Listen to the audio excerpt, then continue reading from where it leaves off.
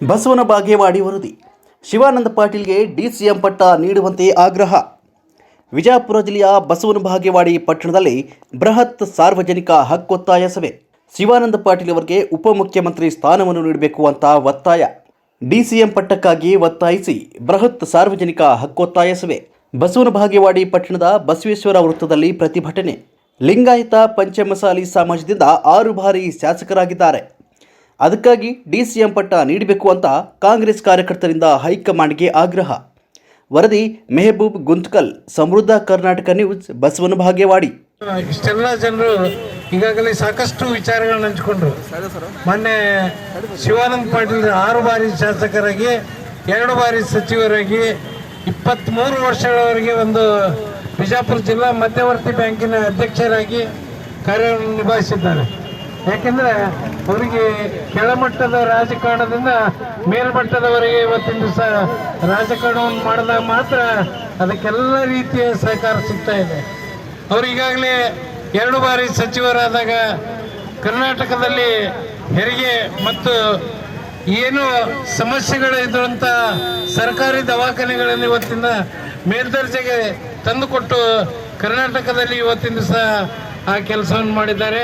ಅದೇ ರೀತಿ ಈ ಬಾರಿ ಕರ್ನಾಟಕ ಏನು 3 ಖಾತೆಗಳನ್ನು ಕೊಟ್ಟರು, ಕೃಷಿ ಉತ್ಪನ್ನ ಮಾರುಕಟ್ಟೆ ಮತ್ತು ರೇಷ್ಮೆ ಖಾತೆ ಹಾಗೂ ಮಾರುಕಟ್ಟೆಯನ್ನು ಕೊಟ್ಟಾಗ ಇವತ್ತಿನ ದಿವಸ ಆ 3 ಖಾತೆಗಳನ್ನು ನಿಭಾಯಿಸಿ ಇವತ್ತು ಯಾವುದೇ ಒಂದು ಹೆಸರನ್ನು ಕಳಂಕ ತರಲಾದೆ ಕೆಲಸವನ್ನು ಮಾಡಿದಂಥ ಶಾಸಕರು ಯಾರಾದರೂ ಇದ್ದರೆ ಅದು ಸನ್ಮಾನ್ಯ ಶಿವಾನಂದ ಪಾಟೀಲ್ ಅಂತ ಇವತ್ತಿನ ದಿವಸ ನಾನು ಘಂಟಾಘೋಷವಾಗಿ ಹೇಳಬೇಕಾಗ್ತದೆ.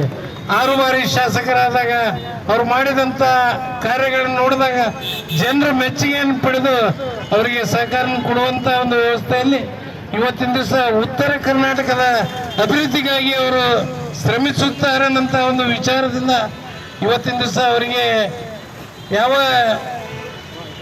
ಈ DK ಶಿವಕುಮಾರ್ ಸರ್ಕಾರದಲ್ಲಿ ಉಪಮುಖ್ಯಮಂತ್ರಿಯನ್ನು ಕೊಡಬೇಕನ್ನಂತ ಹಕ್ಕೊತ್ತಾಯವನ್ನು ಎಲ್ಲ ಬಸವನ ಬಾಗೇವಾಡಿ ತಾಲೂಕಿನ ಕಾಂಗ್ರೆಸ್ ಪಕ್ಷದ ಗುರು ಹಿರಿಯರು ಒಗ್ಗಟ್ಟಿನಿಂದ ಇವತ್ತಿನ ದಿವಸ ಸರ್ಕಾರಕ್ಕೆ ಮನವಿಯನ್ನು ಮಾಡ್ತಾ ಇದೆ.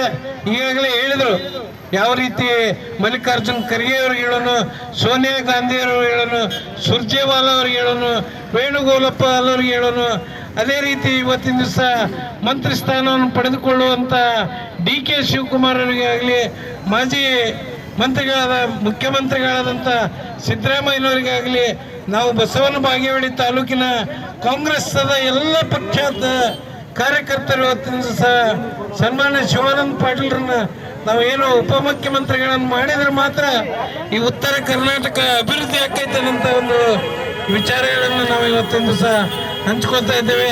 ಅಪ್ಪ ಬಸವಣ್ಣನ ಆಶೀರ್ವಾದದಿಂದ ಸನ್ಮಾನ್ಯ ಶಿವಾನಂದ ಪಾಟೀಲ್ರಿಗೆ ಉಪಮುಖ್ಯಮಂತ್ರಿ ಸ್ಥಾನ ಒದಗಿಸಲೆಂದು ಹಾರೈಸಿ ಇವತ್ತೇನು ಕಾಂಗ್ರೆಸ್ ಪಕ್ಷದ ಎಲ್ಲ ಕಾರ್ಯಕರ್ತರು ನಾವು ಯಾವ ರೀತಿ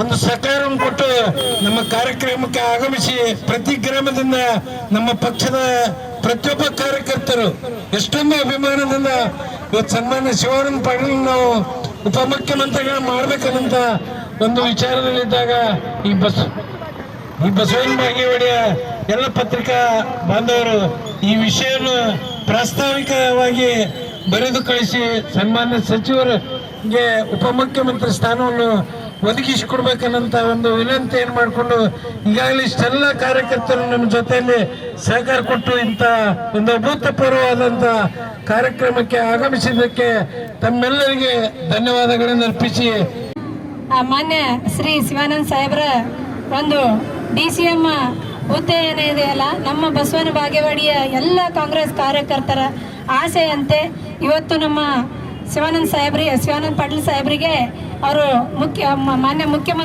ಉಪಮುಖ್ಯಮಂತ್ರಿಗಳನ್ನಾಗಿ ಆಯ್ಕೆ ಮಾಡ್ಬೇಕಂತ ಹೇಳಿಕಿಂದ ನಮ್ಮ ಎಲ್ಲರ ಕಾಂಗ್ರೆಸ್ ಕಾರ್ಯಕರ್ತರ ಆಸೆಯನ್ನು ಅವ್ರಿಗೆ ಈಡೇರಿಸ್ಬೇಕಂತ ಹೇಳಿ ಅವರಿಗೆ ಕೈ ಮುಗಿದು ನಮ್ಮ ಪಕ್ಷದ ಎಲ್ಲ ಕಾರ್ಯಕರ್ತ ಬಂಧುಗಳಿಂದ ನಾನು ಕಳಕಳಿಯಿಂದ ಮನವಿ ಮಾಡ್ಕೋತೀನಿ.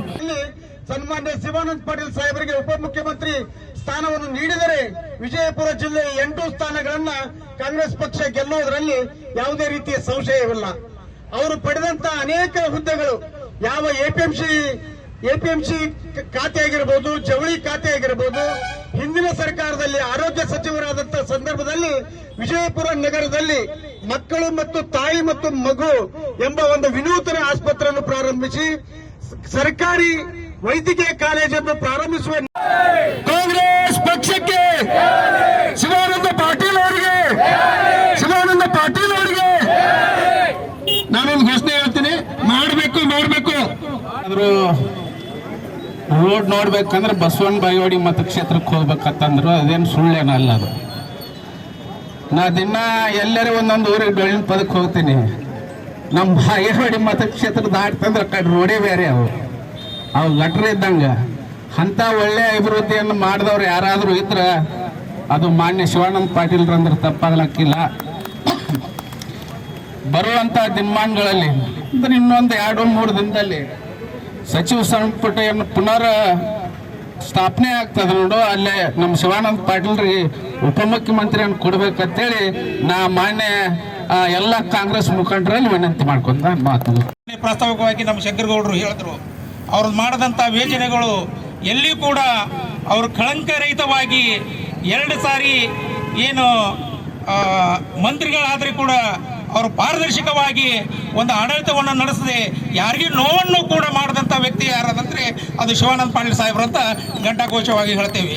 ರಾಜ್ಯ ಸರ್ಕಾರವು ಈ ಮುಂದೆ ನಾಳೆ ನಡೀತಕ್ಕಂಥ ಸಚಿವ ಸಂಪುಟದಲ್ಲಿ ಇಂಥ ಉತ್ಸಾಹಿಕ ಮಂತ್ರಿಗಳಿಗೆ ಒಂದು ರಾಜ್ಯದ ಉಪಮುಖ್ಯಮಂತ್ರಿಗಳನ್ನಾಗಿ ಮಾಡಿದ್ರೆ ಏನು ನಮ್ಮ ಭಾಗದಲ್ಲಿ ಉತ್ತರ ಕರ್ನಾಟಕದಲ್ಲಿ ಅದರಲ್ಲಿ ನಮ್ಮ ವಿಜಯಪುರ ಜಿಲ್ಲೆಯಲ್ಲಿ 8ಕ್ಕೆ 8 ಸ್ಥಾನಗಳು ಮುಂಬರುವ ಚುನಾವಣೆಯಲ್ಲಿ ನಾವು ಕಾಂಗ್ರೆಸ್ ಪಕ್ಷ ಇನ್ನೂ ಗೆಲ್ಲಕ್ಕೆ ಹೆಚ್ಚಿಗೆ